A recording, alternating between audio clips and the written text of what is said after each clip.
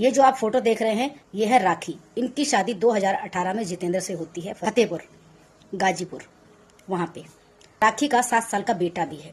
काम के चलते इनके पति लुधियाना में रहते हैं, काम करते हैं, जिसकी वजह से अपने माँ बाप के घर पे रहती हैं। रहते रहते 2 साल पहले इनकी मुलाकात राजपाल से होती है, जो कि LLB के छात्र हैं और कोर्ट में प्रैक्टिस भी करते हैं।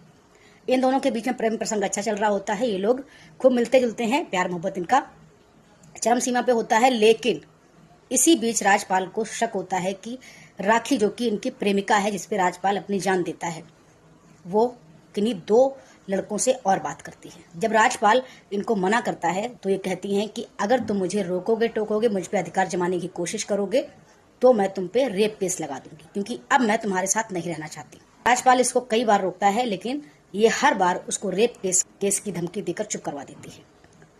8 मई 2026 को राजपाल और राखी के बीच में झड़प होती है। राखी कहती है कि मैं तुझे फंसा के रहूंगी, और ऐसा कहकर बहुत झगड़ा करती है।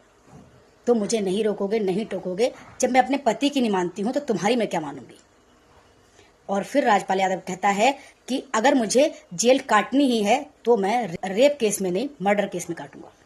इतना कह के राजपाल यादव चुन्नी से उसका गला दबा देता है और 10 मिनट तक गला दबाए रखता है, जब तक कि राखी मर नहीं जाती है। राखी के मरने के बाद राजपाल लगभग आधा घंटा शव के पास बैठा रहता है। उसके बाद 24 से 25 किलोमीटर पैदल चल के थाना पहुंचता है। थाने में जाके आत्मसमर्पण कर देता है और कहता है, साहब जी, मैंने अपनी प्रेमिका की हत्या कर दी है, मुझे गिरफ्तार कर लो। शादी के बाद जो औरत आपसे प्यार के दावे कर रही है, वो प्यार कर ही नहीं सकती। जो अपने पति की सगी नहीं है, वो तुम्हारी सगी हो ही नहीं सकती।